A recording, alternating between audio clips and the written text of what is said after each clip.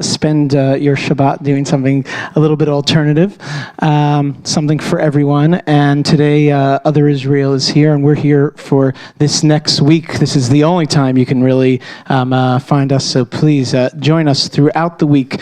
Tonight, in this room, actually, our next film coming up is The Writer, which is coming up at 6:30. That's Said Kashua's new TV show, for those of you who follow Said Kashua and seen all 4 seasons of Arab Labor that we've screened here.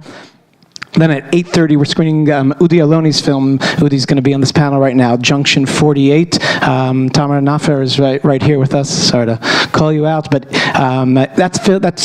film is actually sold out. But on Monday night, Tamara's going to be performing downtown at Le Poisson Rouge, so please be sure to check that out, along with many other wonderful programs throughout the week. Tomorrow, Sunday, we're screening the film Holy Zoo, about Palestinians and Israelis who work together at the Biblical Zoo in Jerusalem. Forever Pure, another film that you're going to be hearing more about on the panel today, and much, much more throughout the week. So please join us and help spread the word, tell your friends, push it on Facebook. Now you are here for the panel on the power of change, and film as a power of change.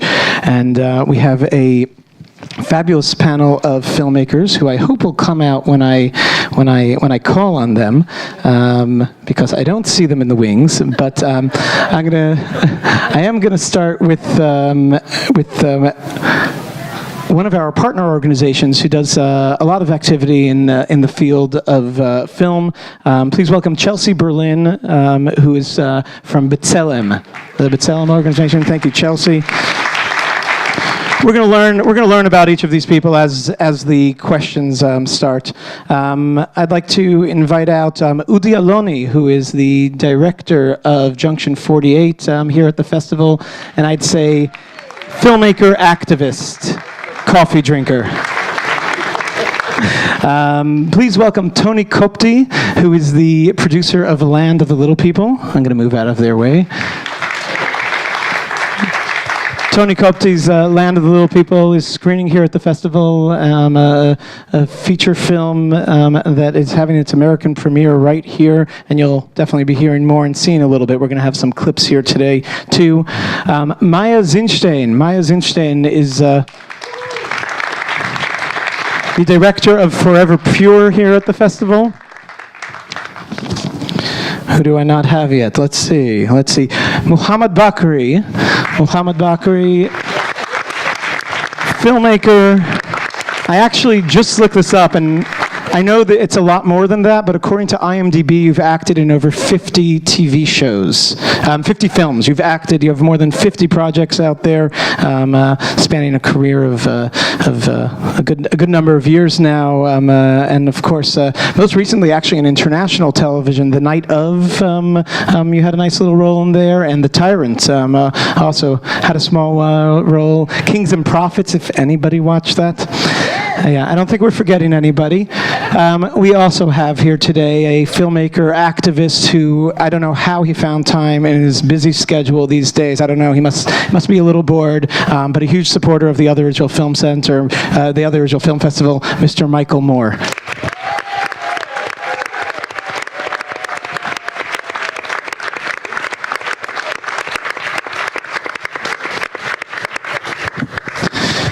What's amazing here is that we have this amazing group of people who are fabulous filmmakers and who are using film really in, I think, its most correct way as a tool for change. And I want to start with you, Chelsey, from B'Tselem. B'Tselem is, you're one of the people here who's not, I'd say, an official filmmaker. Yet B'Tselem is extremely active and uses film in a fabulous way for change. Could you tell us a little bit about what B'Tselem does? Absolutely. Thank you for having me. Good evening, everyone. B'Tselem is based in Jerusalem. It's a human rights organization that was founded over 26 years ago to document and monitor human rights violations in the West Bank, Gaza, and East Jerusalem. And about 10 years ago, the organization decided to start a video project that would harness the power of film to tell stories about daily life in the occupied territories and bring those stories to Israelis straight to their living rooms through broadcast news or straight to their homes through social media, as well as to the international community. 5 Broken Cameras. Was there a connection between the two? Yes, thank you. Who here has seen 5 Broken Cameras? A good number of film that we have seen. Michael, you were a big supporter of this film. Can I start by asking you why? Well, it was a powerful movie, and my belief that nonviolent civil disobedience has succeeded many times in the past and can continue to succeed, and it was a story that, as Americans, we don't get to hear. We don't see it on the nightly news. We don't see Palestinians portrayed in that manner. And just the do-it-yourself nature of it, to hear with somebody who essentially was not a filmmaker, and picked up a camera, and then another one, and then another one, as each one got broken, smashed, shot, and just kept filming, and made this film with the help of a wonderful Israeli documentary filmmaker, and the two of them, that they could go from this sort of home video apparatus with little or no money and end up at the Oscars. It was an amazing thing, and a reminder to anybody who's had the thought in their head, I should make that movie. Or actually the thought usually is somebody should make that movie. Or as I'm on my way out of here today, I will be stopped a number of times and be told which movie I should make next. And I often say, you should make that movie, because the technology now is available to everyone. And if you have it in your heart, if you have it in your head, if you haven't done it before, you get to learn the way you learn to ride a bike, make mistakes, fall down, pick yourself up. When you were born, you did not know how to speak. By the time you were 5 and went to kindergarten, you had learned a foreign language. You had a 5,000 word vocabulary. How did you do that without school or textbooks? You did it through trial and error, and as you failed, instead of people doing this to you, they nurtured you and loved you. Every time you went goo goo gaga, they went mama dada. Goo goo gaga. They didn't say, shut up with that goo goo gaga shit. They went, and those two great filmmakers essentially did the version of that with filmmaking, and it is available to everyone in this room. Not everyone can do it. Not everybody has a great voice in here and can sing opera, but there are enough people in this room who I hope right now are thinking about getting on that bike and falling off it a number of times to learn how to make their documentary. Michael, thank you and have a good night. Drive safely. Michael will be leading a parenting course here at the JCC in our nursery school on the 2nd floor right after this, and there'll be more from that. Before we move on, I actually wanted to share a quick clip of B'Tselem's work, so you'll see it up here.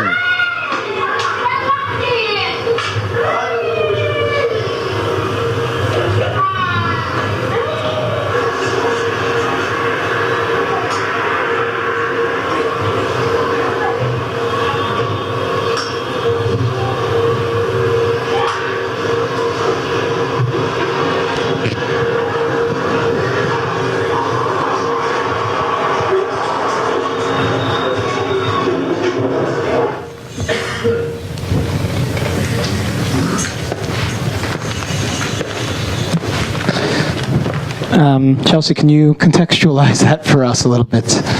Absolutely.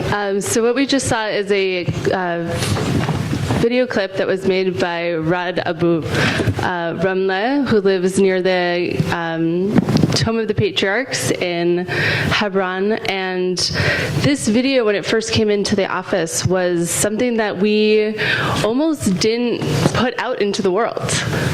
We thought that there wasn't anything that was particularly cinematic about it, and that it showed kind of this mundane, everyday thing that the people in our office see all the time. And there was a debate about whether or not to show it to the world.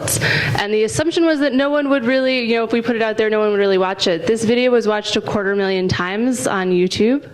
And created a national conversation in Israel. What you see in the video is an 8-year-old girl who's riding her bike on the paved part of the road. On the opposite side of that small chain link fence that you saw is a very rough walkway. That is where Palestinians are supposed to be, so this girl was not supposed to be on the paved road, which is meant for Israeli settlers. So when the soldiers saw her playing there, they went and they stomped on the bike and told her to stop playing, took the bike away from her, and you see her run off, and then you see the bike get thrown into the bushes. And this video, I think, really speaks to the power of film for two particular reasons. One is because it changes our perspective about what we talk about when we talk about occupation. We're very used to talking about violence. We're very used to talking about who's right and who's wrong. We're not used to talking about an 8-year-old girl and her bike. And that is very much a part of occupation, is what happens to that 8-year-old girl. And that conversation is something that B'Tselem is trying to lift up in Israeli society. The second thing that I want to mention, of course, is the reaction. Despite the fact that this isn't a cinematically beautiful clip of video, it's guttural. You have an experience when you watch it, and indeed many Israelis did, and we received to our Jerusalem office several calls of Israelis that wanted to buy this girl a new bike. And we were like, well, let's see if we can do that. It turns out an Israeli Jewish man had already done so. So then we started collecting bikes to give to other children in the city of Hebron. Thank you. And I think you'll see tonight the diverse uses of film to empower change, and I think that's the most active direction that we have here. Mohammad, I'm going to skip to you for a moment. Is that okay? Mohammad, I wanted to ask you, actually, I wanted to take a direction of less of your work as a filmmaker. I wanted to start with your work as an actor and choosing your roles. And I know that you don't just choose any role, and you go through a real process as far as the statements of your films. Tell us, how do you choose certain roles and not others? Well, I asked my grandmother if she agrees. I mean, it must be convincing me. I must believe in it. It must be good script, and I like to act good guys. So it's not that hard to have the choice, because I have some elementary principles how to decide to take or not to take something. And because I am Palestinian who is living in Israel, I was born in Israel, it's very hard sometimes to find the part or the film that fitting your soul and your ideology. Many times I find myself in a conflict, discussion between me and the Israeli filmmakers, because they have their story and I have my story. I mean, they have their truth, I have my truth. And sometimes these two truths clash together. Sometimes you must know how to make the compromise, if it's possible at all. So we have two stories, we have two tragedies, and everybody is telling his story And God knows who is the more justic or the more real story. I don't believe there is a reality, truth better than other truth. Both truths are truth for everybody from his side. And we need to study how to listen to the other truth without canceling it, even if it's not fitting our truth. And that's the main problem that I face in Israel. Would you take a role in a film that portrays another truth to yours? A truth that's different than yours? I did 3 films about the Holocaust. It is another truth.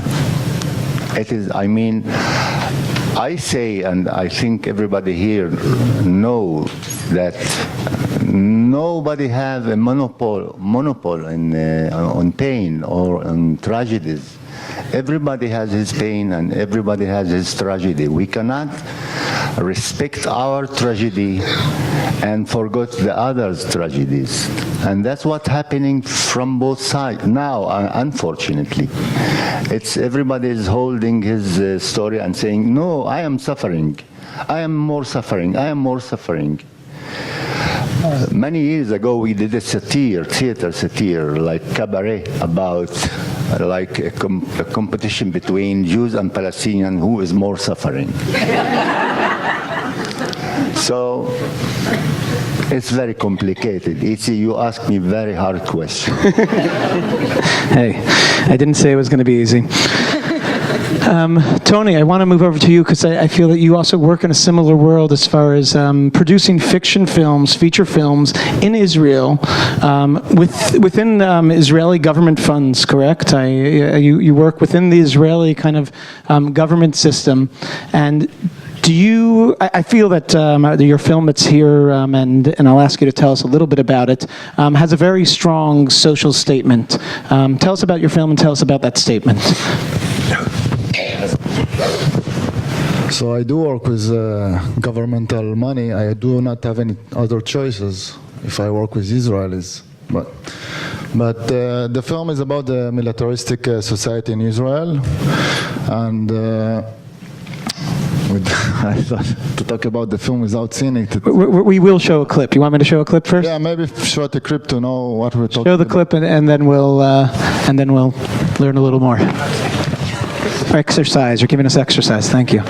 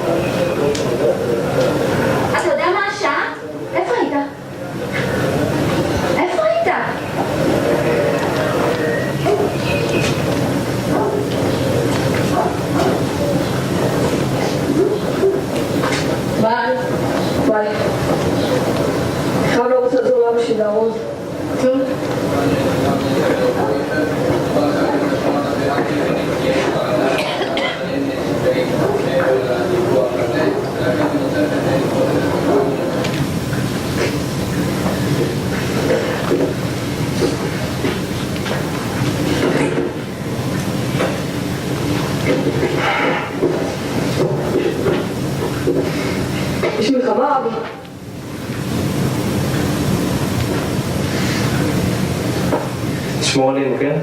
ברור. אל תעשה שטויות, אני סומך עליך.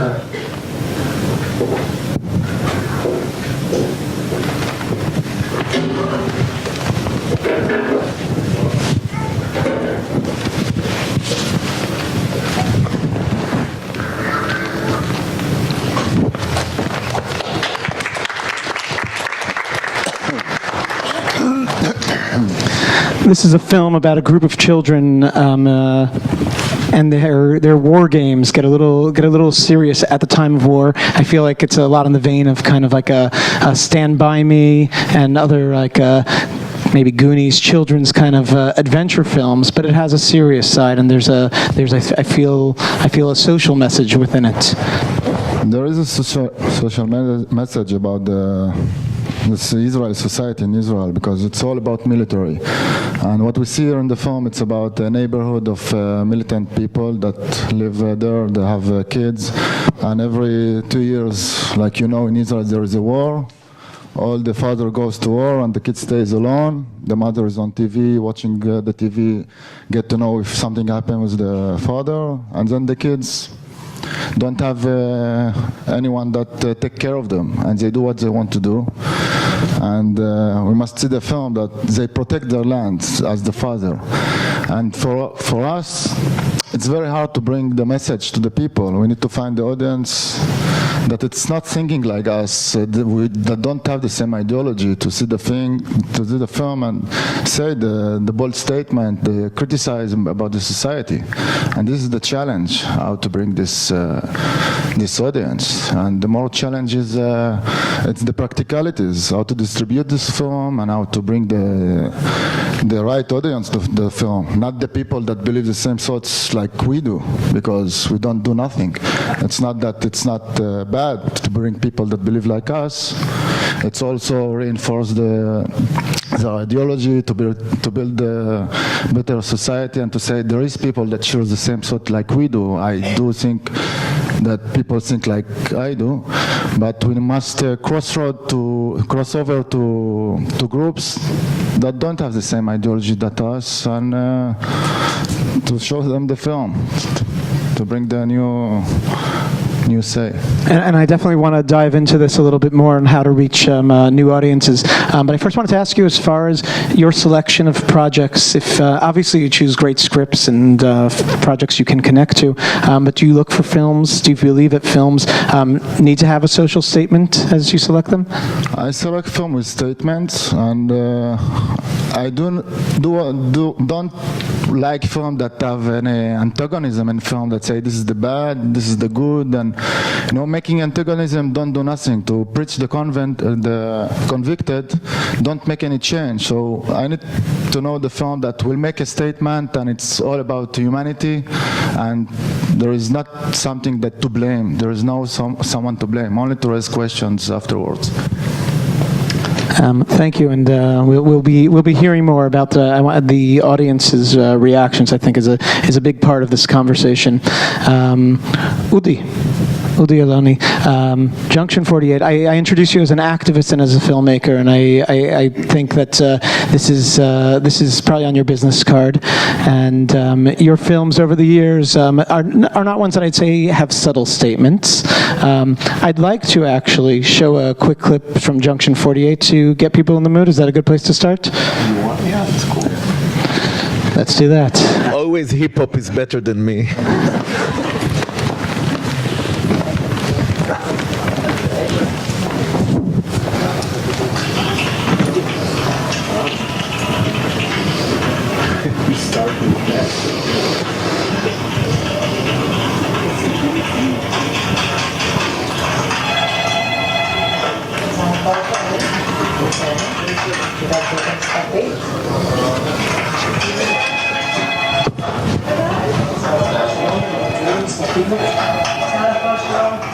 אני חייב מספר טיפול.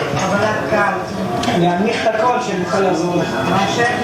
אני יודע שזה קל חדש, מובן שזה קל חדש, בגלל זה הוא קל.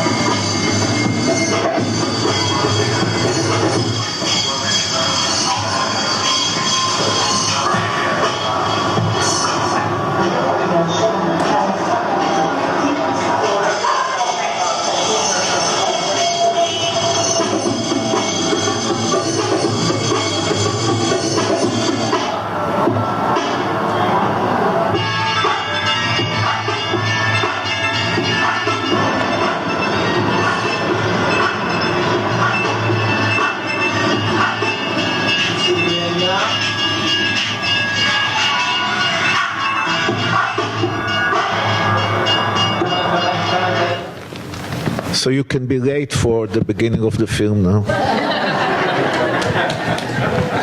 Don't get any ideas. We So won't let you in.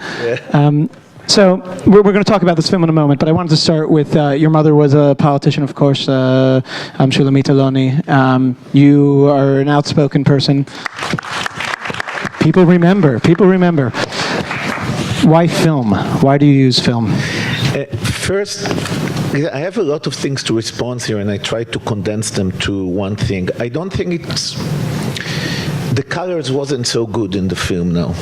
And I mention it in purpose because we don't do films only to create change. And I want to go to the beginning. I really feel that we have a triangle, almost like the Star of David, that it's really theory, art, and activism. And all three of them has to function all the time. And they should be mean for themselves, and mean for the other, and aim for themselves, each one of them. And yeah, when I went to live for 1 year in a Jenin refugee camp, and I want to speak after more on that, we did Alice in Wonderland, we did Antigone, we did Waiting for Godot, and we had to do it extremely well because the late Julian Omer Hamis, Ale Rahamo, my best friend, has been murdered at the front of the Freedom Theater in Jenin refugee camp. And what he told me, Udi, remember for us, I brought you here to be with me because quality, high quality is resistance. And we shouldn't forget it sometimes. And that's something that I want to say. Sometimes just to create an amazing, amazing Palestinian art, it's already resistance for occupation. It's already resistance for the people who try to erase the Palestinian as such, as a culture, as a group. And also I want to say about Five Broken Camera that I adore this film, and we met there, and I went every week almost for a while to be in this group of the non-violence. I even now still walking hard because I thought I ran away, but I really ran into the soldier, and everyone think I was a hero, but it was just wrong direction. But the issue for me when we speak about non-violence, we have to remember, all of us, and it's hard, and that's why people said that I'm so radical. I'm not. We have to remember that the violence of the oppressed is often justified. We shouldn't immediately tell them, don't be violent. A lot of revolution happen with violence. We just have to remember that it's often justified, but it's not always necessary. And creating Five Broken Camera, creating the way we're fighting in Berlin, the way to ask Israel, Germany not to sell submarine to Israel. This is a way that we create a non-violent space for the oppressed, because the oppressor is always violence. And for us to create a non-violent space, it's something we should fight for it. It's not the default, it's not obvious.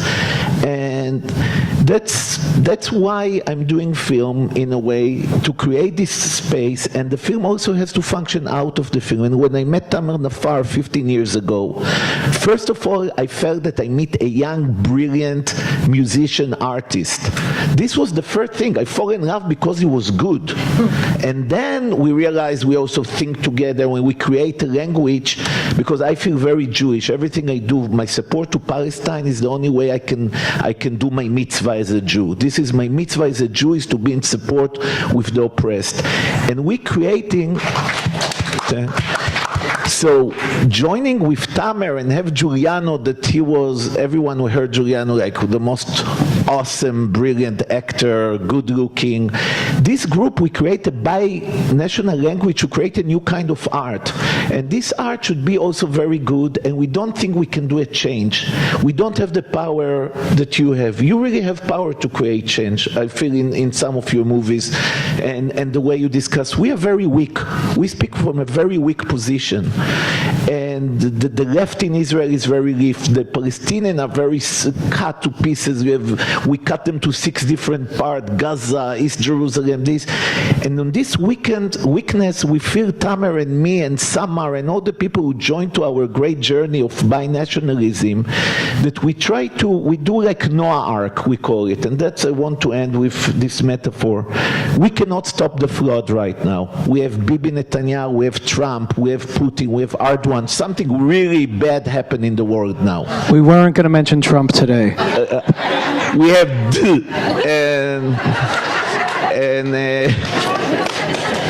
and this group, that's why I also want to change the name of the festival from Other Israel to a binational thing. No, it's not, it's your festival. It's just me speaking from here.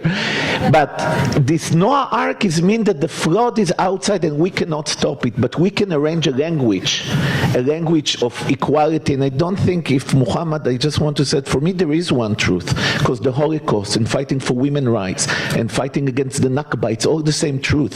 People who said it's different narrative, who people who don't see that the same fight, Tamer and me in our movie, we don't just fight against the occupation. You and your amazing son, we're standing also for women's rights in the community. And you are a real hero for me, and you didn't speak about it. And I want to end it because we create this language in our Noah Ark that when they will lose, when capitalism will destroy itself, because it has to, their vanity and their privacy will destroy itself, we can go out from our Noah Ark with a better language, with more beautiful language. And for us, Mohammad is a great example. When happened the terrible battle in Jenin, he went out with a camera, amazing actor that usually we all know him as the person who speaks about peace and equality, and he went and just to try to tell the story of the Palestinian. And he's prosecuting from that. People try to sue him and to stop his documentary. And I never met a person who fights more for dialogue with the Jews than Muhammad. And because of that, they make him the enemy, to show that this is impossible. So they choose maybe the most amazing person that tried to create tolerance, and they try to choose him to destroy him. And 14 years after the film, now again they try to sue him. And I'm saying it because we have a petition now, all of us, in support of Muhammad. And I really want you to join to this petition, that this time they know that there is a big group of Jews and Palestinian and American and Israelis and men and women that will not let to silence this voice. So please check after and support him. Thanks.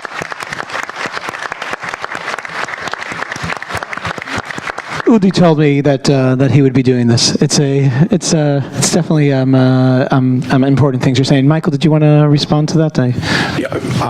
Well, that was beautiful, everything you just said. The two things I want to say is that the purpose of nonviolence is to create violence. We know that the violence of the oppressor will be brought out the more we are nonviolent. And through their violence, the world will see who they are, what they're about, and will rise up against it. That's the belief. And if 10,000 Palestinians or 10,000 Israelis just laid down in the middle of the road on any given morning coming into Jerusalem or into Tel Aviv or whatever and blocked the road,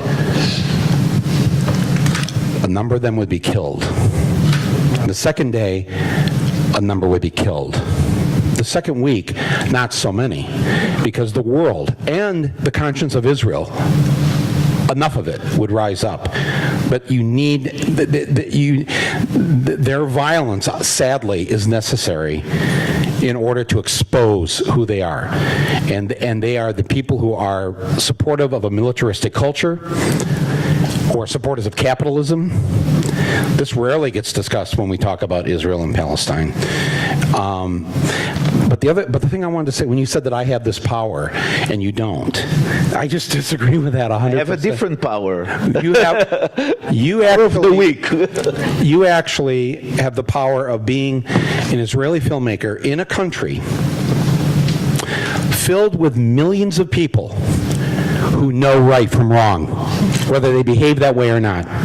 They have a conscience, and they have at their core, at their Jewish core, what is right and what is wrong, and who is the oppressed and who is the oppressor, and how we treat those who are the least among us.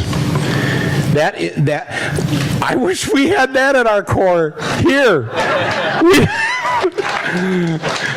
The core of what started the ethos of the beginning of Israel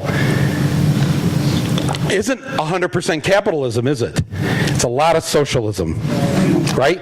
It's a lot of everybody has a seat at the table, everybody shares the pie, everybody to the kibbutz, everybody. The kibbutz are for Jews only on lands of Palestinians. Yeah, no, I'm just saying, as an outsider, we know that because we see the irony of that, and we've seen it for almost 70 years. But it means that in your spirit, in your soul, is that belief somewhere that we have to share and we have to take care of each other and we have to do these mitzvahs and we have to be this way. And the sad part to people who watch from the outside, myself, is the total destruction of those values. But the fact that you get to be a filmmaker in a society that maybe it's buried, maybe it's just way deep, maybe it's gone in a lot of people. It is gone in a lot of people, but it's not entirely gone. I totally agree with you, but you're a sample for many of us to act. But we have to remember something, that part of the Israeli ethos was to destroy the myth of the Jewish in the diaspora. The destruction, the Zionists came and tried to destroy this concept of the smart, weak Jew that is part of the civil rights movements and all that, and part of it create this perversion. But the issue for me that on the nonviolence, I agree with you totally. That's why I'm all the time function in the Nonviolence Act, and I also work with Jammu Kashmir Liberation Front that the Muslims moved to nonviolence, and that's the Indians were terrified when they choose nonviolence. So I agree with you, but I wonder why, if we have in the core something right, and without saying if they are right or no, but when the Palestinians choose, for example, BDS, a nonviolence action, why suddenly this is what Hillary Clinton fight the most? Why liberals, when they see that the Palestinians choose suddenly to say we give up the guns, we want to act like Nelson Mandela, we want to move to non-violence, then the most attack today is against BDS. Now I don't say I support BDS or not right now, but I said I wonder why those people, liberal conscious people, attack most the non-violence organization of the Palestinians, because it's destroyed something and I agree with your fight. We have to go through this. Yeah, sorry. Yeah. No, I just want to say, I want to wrangle this in a little bit, I don't want, Michael, I want you to respond. And we need to hear from Mia here. So yes. Here. I have one. You're next, Maya. You called on me, so I felt, no, you should have to. The beginning of the film here, I was off to the side, so my eyes were like the name of the city, L-O-D. However you say it, but in my American eyes, my first thought was it's missing the Z. And I thought, wow, the irony, and you're telling me that this is a city these Palestinians were removed from? Ironic. That's good. Well, and this is in my front, it's in my front below, because 3 of my crew, 2 of them my producers and one is my researcher, they're all children of survivors of Lodz, or however you say the name in Poland. Whatever. I'm just from Michigan. I'm aware of this city.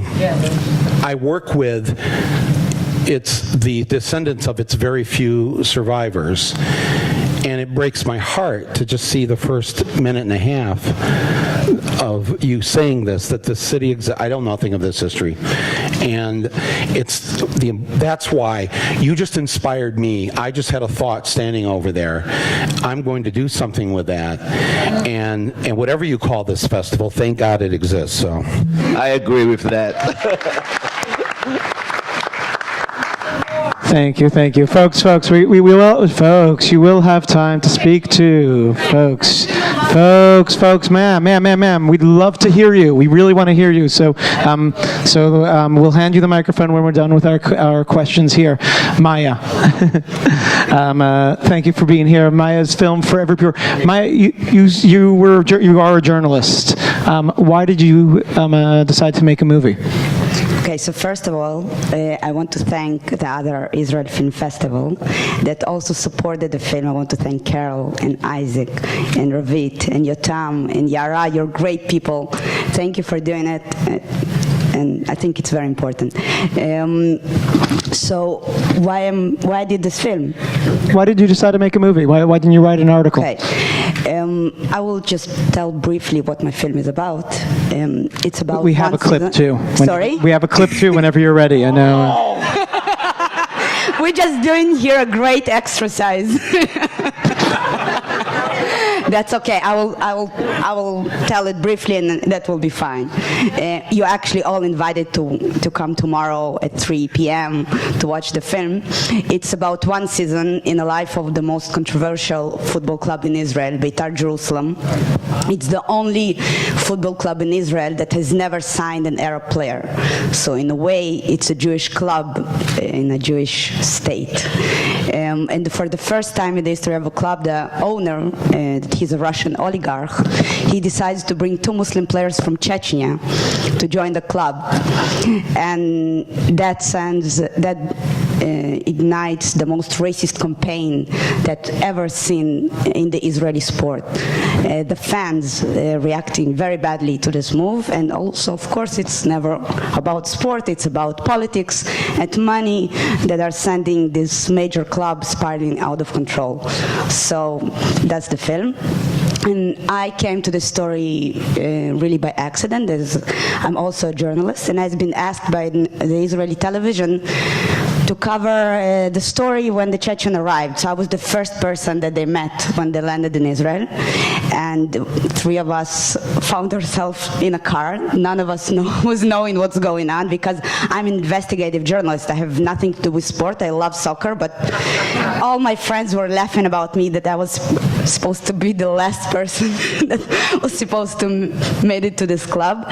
And I spent with them the first 4 days, and I was shocked, because in Israel everybody knows about Beitar Jerusalem. It's a very ideological, right-wing club that, in a way, to be a Beitar fan is much more than sport. It says a lot of things about your identity, about your political views, about your ideology, also about where you on the social level.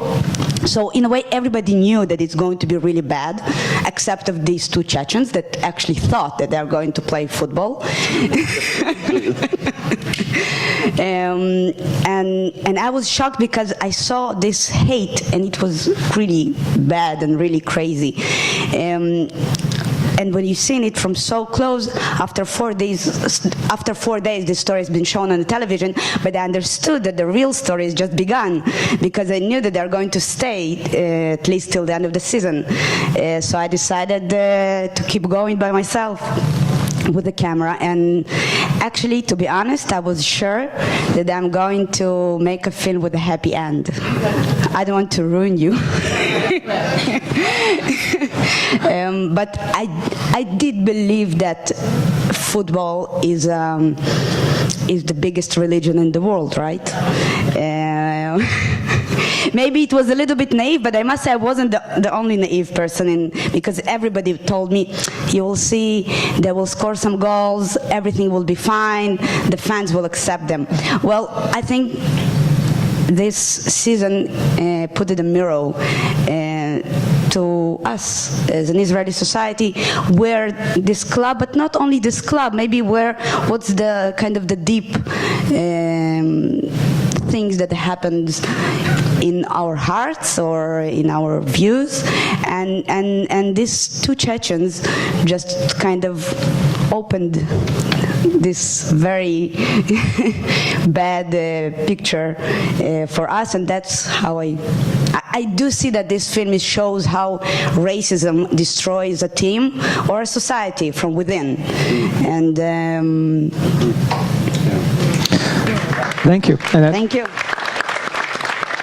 I'm going to ask you one more follow-up question as far as the film experience, the cinematic experience for you. Now that you're seeing, and you're at the beginning of the road, of course, but now that you're seeing the power of film and using it, has this made you consider a career shift? I won't say change, but a shift in your career? Would you make more movies, or are you going back to straight-on investigative journalism? I think that my work as a director, and Michael, of course, he's one of the best people to doing this in the best way, is I'm using my tools as a journalist while I'm filming.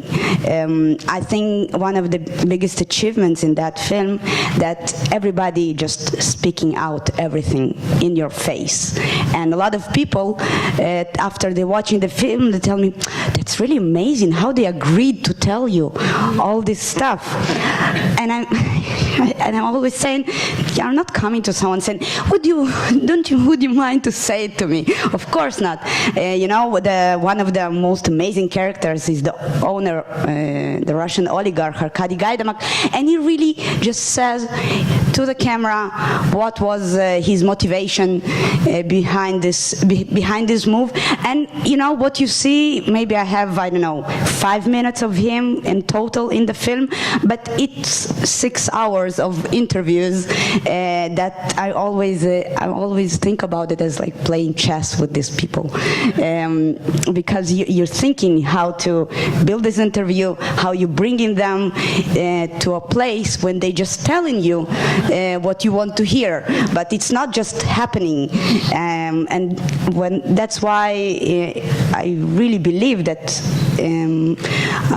documentary filmmaking I'm totally using my tools and my knowledge as a journalist and as an investigative journalist also to show the whole picture, because it is a story about football, but it's not about football.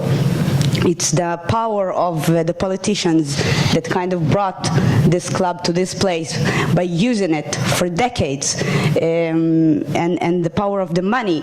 So for me, as an investigative journalist, I kind of used to try to draw all the picture. So yeah, I will do my next film very soon. If that was your question. Michael, you started off as a journalist too, and have converted, I think. Why did you choose to make film? Why was that your tool of choice? Don't say converted while I'm here. But I think you used the word mitzvah a few times. yeah, I know. I'm just like, I just pay attention. I went to Catholic schools. The nuns, as I told you before, they told us that the Italians killed Jesus, not the Jews. So that's the way we were raised in Flint. I can't help it. There's very anti-Italian attitudes. Yes, I founded my own newspaper in Flint called the Flint Voice and published it for 10 years. And it was investigative journalism and probably helped, form the foundation of what I did or do. I tried to go to college for a year, but it didn't work out. So I have a high school education, but I was raised in an Irish household, so we never painted the walls. There was no wallpaper because it was all bookshelves and lots of books and lots of reading. And we weren't reading; we were learning to play musical instruments. So, there's something we said about did you start by saying you didn't like the color? Right? Yes. I think it kind of got lost in this political discussion, but it was very important the triad that he talked about with art, politics, and theory. That a lot of people who want to make a political film fail to reach an audience because they put the politics ahead of the art. The art has to come first. Because if you make a shitty film, you have not only guaranteed no audience, you've probably hurt your political position. So you've done a disservice to the rest of us who care about this issue.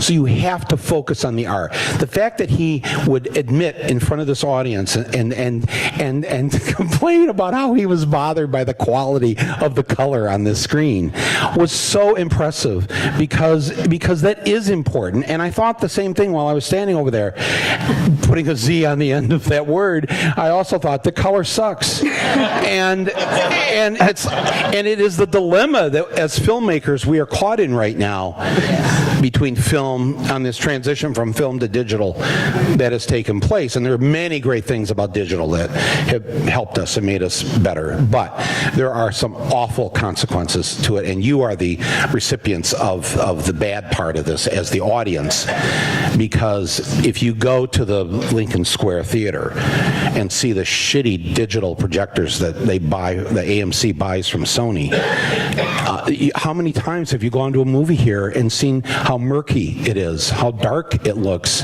right? A lot of times it's because they've just played a 3D film and they didn't change the equipment. A lot of times it's just because it's just so crappy. And I know, and I've seen it maybe at an Academy screening, and I know it looks a hell of a lot better than what you are seeing at the Lincoln Square. And it's a crime that happens. So I'm really glad that you brought that up. And I'm going to interrupt for 1 second to Guys, explain. to fix it, To explain? No. We're dealing with clips here. You showed it off of Blu-ray just for the clip so he could have an easier transition. Tonight you'll be screening off of a high-quality DCP in perfect color. But now we all have to apologize to a projectionist who's been working hard up there to just get the clips out there so we could get up and down quickly. Not the projectionist's fault. I apologize. But they're watching Blu-ray at home, and they're not seeing the film that we made, and that's a problem. And if you're watching our film on an iPhone, you're not watching our film. I don't know what you're watching, but it's not a movie. But Michael, you didn't. I don't know if you answered the question. Why film, though? Why specifically film? Because of the colors. Because of the colors. Because I always liked the movies. My parents took me to the movies a lot. My grandparents took me, and by the time I was a teenager, I probably saw 4 or 5 movies a week. I mean, I was in the movie house just about every night or every other night. And then when I got a driver's license, I'd drive to Ann Arbor or Detroit, where I could see Truffaut or Godard or Fellini or Kurosawa. So I got to see the films from around the world that wouldn't make it to Flint, and was inspired by all of that. And I really appreciated satire and comedy, and there was so, and still is so little good, smart comedy for adults. And so I appreciate that, but I also love Pee-wee's Big Adventure, and the documentaries I saw that I liked were, had a sense of humor to them. The Atomic Cafe. I consider Borat a documentary. Because essentially what Larry Charles does, the director, with Sasha, is they take an element, a fictional character named Borat, but place him in entirely nonfiction situations to show the racism in this country, to show the super patriotism that is out of control, to show whatever it is they're trying to show. They show it through this character, and I consider that a form of nonfiction. And I'd like to see the form experimented with and more risks taken. So that's why I wanted to do this. I wanted to, and when I made Roger and Me, my first film, it was just, I was out of a job. I didn't have anything to do. And I've been fired, actually. And one day, Roger Smith, the chairman of General Motors, came on TV and said he was laying off another 30,000 people, and 10,000 of them were going to be in Flint. And I just thought, geez, I should make a movie about this. And I thought, well, I don't know how to make a movie. And then I thought, well, but I've seen a lot of movies, maybe I could figure this out. And so I called up a guy I had met from New York City, lived down in the Village, and I said, could you teach me, if I came to New York, teach me how to, and he taught me in a week how to load the film and how to use the Nagra. And I came back a year later, he taught me in 2 weeks how to use a Steenbeck, which is the old film editing equipment. And he was very kind and generous and poor. I thought, I got to help him someday. I've told you this story before, I think, but basically I finished Roger and Me, and I was editing in Washington, D.C., and it was inauguration day for George Bush I. And I said to the other editors, why don't we go down? We've obviously never seen an inauguration before. And so we went down to the inauguration, and on the big screen, I could see Kevin from The Village. He's up there in like a nice coat, and I'm like, how did he get, he must be making a documentary about it. But how did he get permission?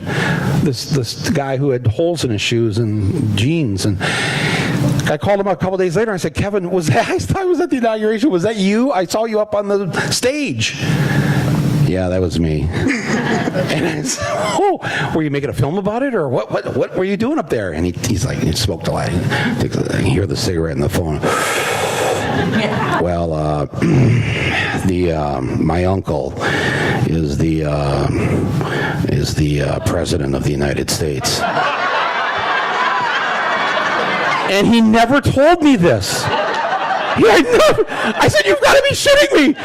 He says, yeah, Barbara Bush and my mom are sisters. And I'm like, I've known you for 3 years and you never mentioned this. I mean, why wouldn't you tell me this? Because of the way you're reacting right now.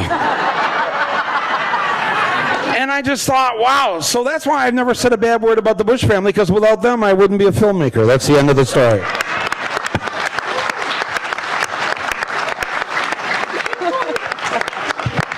So my last question really to all of you before we open it up to questions and comments from the audience is really something we've been discussing here. I mean, all of you have made really powerful work, though I've been struggling with this question recently. If we've been running Other Israel for 10 years, we have a great audience here, but sometimes we feel like we're preaching to the choir, and sometimes we feel that these films, are not really changing anything, and maybe actually, things seem to be changing in another direction. Other things seem to be impacting change that might be greater than all of our films that we were putting out there. What can we do to reach beyond our audience, our choir, our built-in audience? What can we do to make sure that our films are as impactful as possible? Any ideas? You're a smart group. I have a quick idea. I'm sorry to jump in again, but I think, honestly, make a movie. Make a great movie.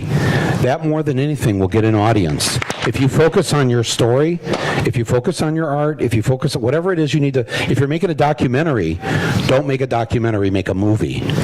Don't make medicine for people. They've worked hard all week. It's Friday night. They want to go to the movies. They don't want to be this, And it doesn't mean they need light entertainment. You can slap them up one side and down the other. People actually like that in a powerful movie, right? That's why all the depressing movies come out at Thanksgiving and Christmas. Because we somehow like that. So that's my 2 cents, is I think if you focus on your storytelling, on your filmmaking, you will find an audience for this. You'll reach that audience. At least in this country, I believe that. I don't know if that's true in Israel. How did your film do in Israel? Did it have an impact? I know it was released widely. The first time I think a film, mostly in Arabic, released so widely. I have amazing experience and terrible experience, and it's very important. We released the film in Israel maybe first time widely. When we got the first prize in Berlin Film Festival, Bibi Netanyahu came to Berlin, and I asked Merkel not to sell submarine to Israel, but to put the money in peace process. And day after, the entire media in Israel was against me like I'm a traitor. I couldn't believe. Now everyone knows that those submarine is the essence of the corruption of the entire Israeli government. But then anyway, we released it, and we were sure because the film is great. I don't say it's good. You said if it's good or not, but it is entertaining. Everyone who see the film having fun. It's first time I did something that had fun. And one of the reasons I love you so much, that you're sleeping while I'm speaking, is that not like many other leftists, you have libido. The left gave up the libido. The libidian energy is now in the right wing. And we just said, we said this, we said this. We all deal with political correct and we forgot the seduction. But when we released the film in Israel, suddenly it was an amazing thing. Many Palestinian citizens of Israel, what some of you call Israeli Arabs, Palestinian citizens of Israel, they went to see this film first time they went to cinema.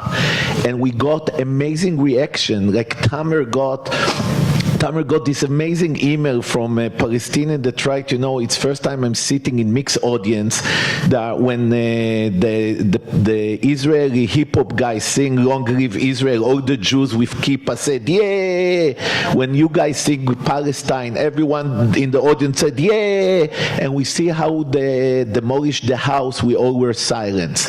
This experience, it's on the trailer, this experience was very strong, but the Israeli Jews went much less than we accepted. So in one hand, we were the first Israeli film that showed in Ramallah in commercial things, and in Jenin was Full House and Nazareth, and it was an amazing experience.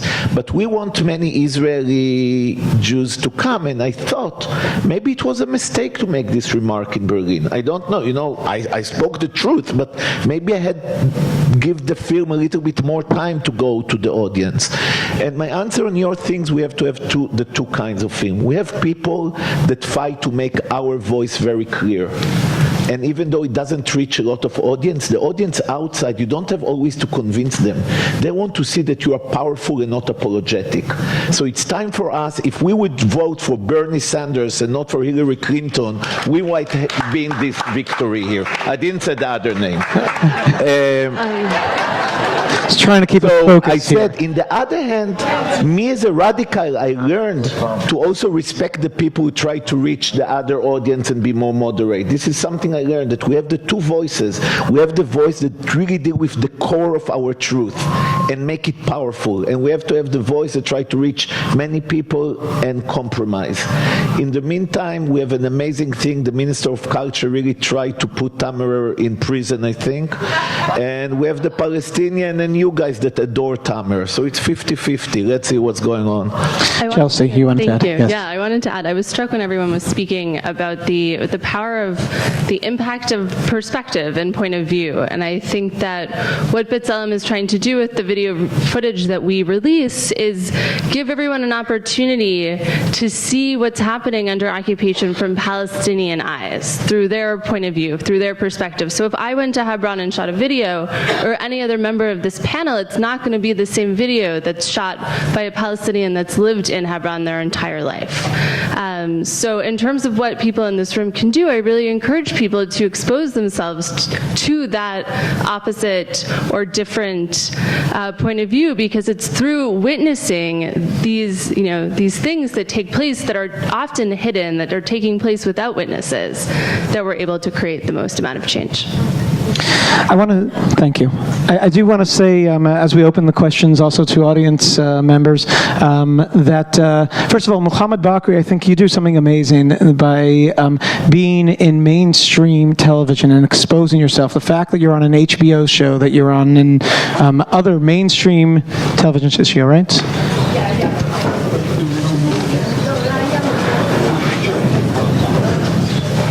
She's all right. Thank you, Deva. The fact, Mohammad, the fact that you're on mainstream actually, I think, brings more people into seeing, oh, who is this guy? What is the work that he's doing? And maybe we'll reflect on some of your other work and get exposed to some of the things that they might not have known about before. I want to give you all an opportunity to join the conversation, and I know there's a lot going on here, and some of the people on I think a lot of politics have come up. I like to say that this week we have this great opportunity to be able to ignore American politics and dive into what's going on in Israel, the more sane place in these times, and it's really a sign that the world has turned on its head. But with all that, I would love for the questions as much as possible to really focus on the spirit of films for social change and these concepts of using film as a tool. We have questions down here. I wonder if you can show us a clip of Maya's film. I would really like to see it. Yes. Maya, is that okay? Yes, and I didn't pay her. Maybe now you're going to decide whether to come or not. As our projectionist gets ready for it, and we'll lower the lights.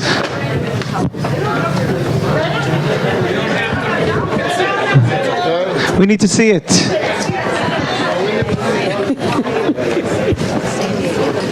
Showing your film. Are you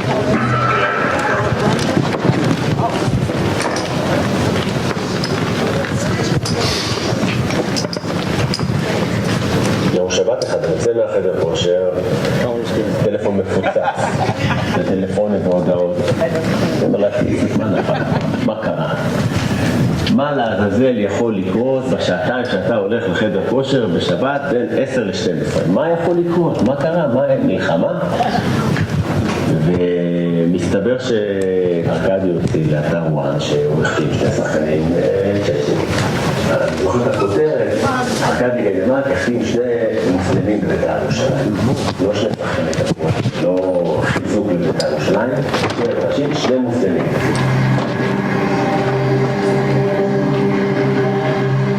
בית"ר ירושלים היה המועדון היחידי שלא צירף שחקן ערבי לשורותיו מאז ומעולם. היחידי.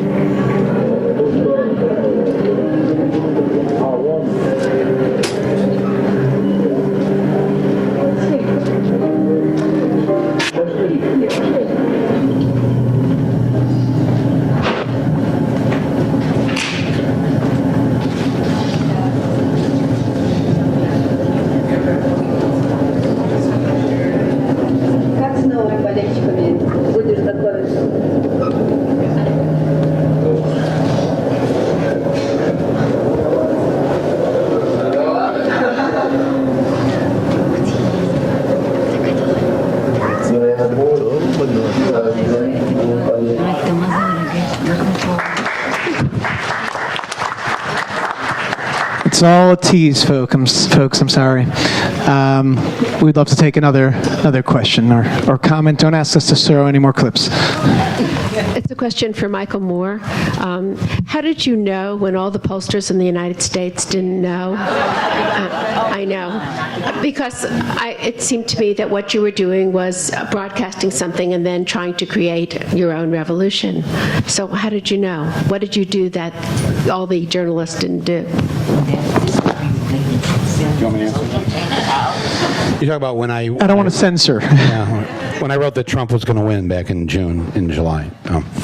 Well, I don't live in this bubble here. I mean, I have an apartment in New York. I'm here a lot, but I live in Michigan. I vote in Michigan, so I live out beyond the wall of the Hudson River, out where the White Walkers are, or The Walking Dead, if you could only afford basic cable. In between the Hudson River and Interstate 5 is where the country is, where these things get decided. So I could see what was happening. And I could see that the liberals, Democrats, Hillary supporters, which I was one when she won, yeah, there was a lot of that. There was a lot of applause. Everybody thought she was going to win. Great convention. She won all the debates. She was ahead in the polls. How could she lose? And Nate Silver says so. Nate Silver says so. Nate Silver says so. Nate Silver says so. Nate Silver says so. The New York Times says so. The New York Times says there's a 90% chance she's going to win. The New York Times says, the New York Times is Judith Miller. The New York Times is dead. Stop it. Get out of your bubble. Get out of your bubble. And feel good about the fact that now 2.6 million more Americans voted for her than Trump. So you live in a country where the majority of people do not want Donald Trump as their president. That's the country you live in. You do not live in that country that Trump describes, or was appealing to its basest instincts. You live in a country that wanted her, and unless we all have the attitude of he shall not enter 1600 Pennsylvania Avenue. But we're liberals, so we feel defeated, and we always lose, and there's no hope. And the Electoral College, Mike, and so... Folks, this is not our conversation today, but thank you for answering. That's my answer. You do it the way they would have done it if We will Trump not had take won more by questions three- on this topic. If Trump had won by 3 million votes, what the fuck do you think they'd be doing? But not us. Not us. They have the guns. Come on. We have a question up on top, sir. Hi, my question is for Mohammad, and I just want to follow up on this. I know you work for quite some time, and he always put himself as a frontman for civil rights and for human rights and for Palestinian rights in Israel. Now, political movies are not new to Israel. They started at least 40 years ago. I mean, very little, very few, but one of them that I would like to ask you about is one that you participated, one of your very first, Beyond the Walls, מאחורי הסורגים. There was a conflict between an Israeli criminal and a Palestinian political prisoner. This is the theme of the film. It's a jail film. And at the end of the film, there was some sort of a clash between the two of them. Now, the rumors said in the past, and this is as a part of making change in political point of view, the movie led to the kind of surrender or like defeat of the Palestinian political prisoner. And at the end, he actually stand against him, and they ended up as equal in a fight against the prisoners. Against the authorities. Now, it was said that you actually changed the script for Uri Barabash. Is it so? And if so, why did you so? And how did you decide to do it? It is true. I changed the film in order to protect the solidarity between Jews and Palestinians. If I was not doing that, you could consider me now a traitor, because we made a demonstration, we made a hunger strike against the authorities, which is metaphoric for the government in Israel as citizens, two kinds of citizens, Palestinians and Israelis. The prisoners are two kinds, Palestinians and Israelis, and the authority is the one who manipulates everybody in order to control the prison. So, if I was not changing that end of that film, the solidarity that we created together, me and the Israeli leader, was hurt, was destroyed. If I was not protecting that by protecting the hunger strike and not to break the hunger strike. And then at that moment, I became the character became me. It was not like an actor who is doing his job. I did shooting strike.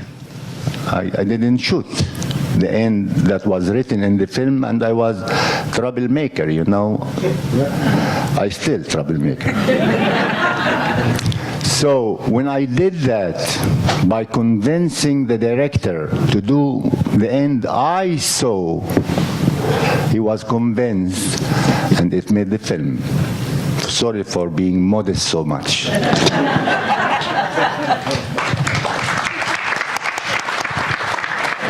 We have another question up here. Yes, we're in the same row. I like that. The New York Times on the op-ed page usually has public relation people writing most of their articles. Has there ever been a film made on Israeli public relationships? What? What's the question? Has there ever been a film? I guess the Hamas or somebody sends a couple rockets over into Israel, and then Israel goes and just destroys an entire city. Wouldn't it be better if Israel just took those rockets and made themselves look like the victims instead of always the victimizers? What? I'm not sure we have a cinematic answer for you here from our group. Well, we got a question down here. I think you all have a rather similar point of view.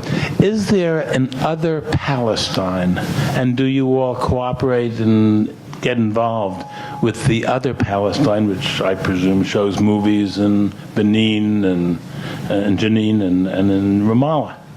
Really, it's kind of weird for me. I mean, you have here 3 Palestinians. That's maybe Tamer Nafar is Palestinian, Tony Palestinian, Mohammad is Palestinian. So if you ask We about are the other Palestine. One second, I didn't finish. So this is first, you have other Palestine, but also our film was showing Jenin.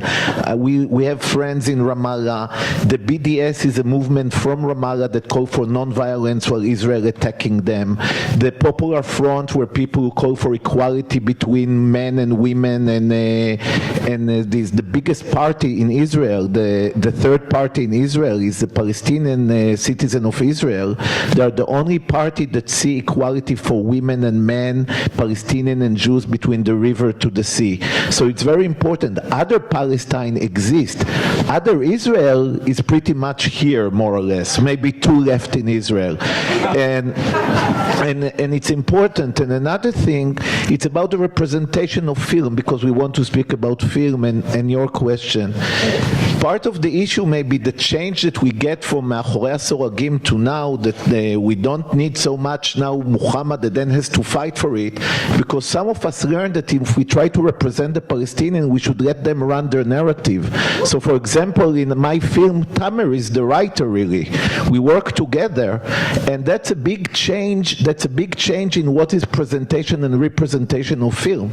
Like, there is another amazing film here, Sandstorm, but because the white Jew did it, she could deal with the women's rights, but she totally ignored the colonization of the Israeli government against the Bedouin, and not mentioning nothing of destruction of houses. So the point of view has to be always a point of view that if the Palestinian knows to tell the story very right and very equally, and more me as the Israeli Jew and very strong Jewish, with Jewish faith, I meet so much, other Palestine is not other. I really feel truly, and it's not the matter, most of the Palestinians are people who are ready to a true dialogue and a true relationship with the Israeli Jews in it. And there are less and less Jews like that. And the reason I'm joining so much to the Palestinian movement is in order to get this energy from Muhammad, from Tamer. They're the only one who bring me faith that one day we create a space from the river to the sea that women and men and Palestinian and Jews will be equal. So only joining those forces together and let those other Palestine, what you call lead the movement, and not all the time think that we are the smartest one, it can do the change. And that's a little bit, I think, what you spoke about, that most of the Americans still vote to Hillary. We still remember that almost half the Americans vote to someone that we don't believe that even 1 million people should support him. And that's scary. That's scary that in this land, and the way my dear friend Zizek thought a bit like you before he knew that Trump is going to win, but he wanted to celebrate. He said it's good for the left. Only if somebody like Trump will win, we'll wake up and we'll action and we go out to the street. But there is something very smart in Trump and also in Bibi Netanyahu. They keep the white liberal privilege. They don't take the privilege for them. They let them, even when they're in power, Hold on. Let him finish a sentence, and then I will criticize him for going off track again and bringing up Trump and Hillary. But it is Talk about Trump's favorite movies. Talk about his favorite movies. Trump's favorite movies are Citizen Kane and Bloodsport. Talk about that. Keep it cinematic. Van Damme, come on, Jean-Claude Van Damme. That's where the talent is. I do want to say something actually to this answer. Actually, I want to bring you. It's sold out, but Closing Night is a film called Personal Affairs by Maha Haj. This is a film made by a Palestinian filmmaker in Nazareth. It was at the Cannes Film Festival, and it's the reason she's not actually coming to our festival is because it's screening in Nazareth that night and having its premiere to, I'm sure, another sold-out audience there. We went to the Haifa Film Festival this year, and it's amazing to see a group of young Palestinian filmmakers who really have an amazing voice coming out, both in Israel and in Palestine. Many of them, by the way, women directors too, which is an amazing thing to see. Also, look out for the film by Maysalun Hamoud, fantastic film that really, I think, represents this voice of a new generation of Palestinians. Folks, we are out of time. Good note to end on, right?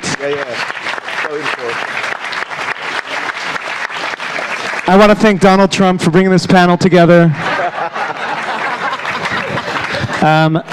Amazing group of panelists here who are all really amazing activists and helping change and create a better world. Thank you all for joining us. Join us throughout the week, folks. Thank you, and we look forward to seeing you at your films. I want to thank other Israel that put this amazing thing together.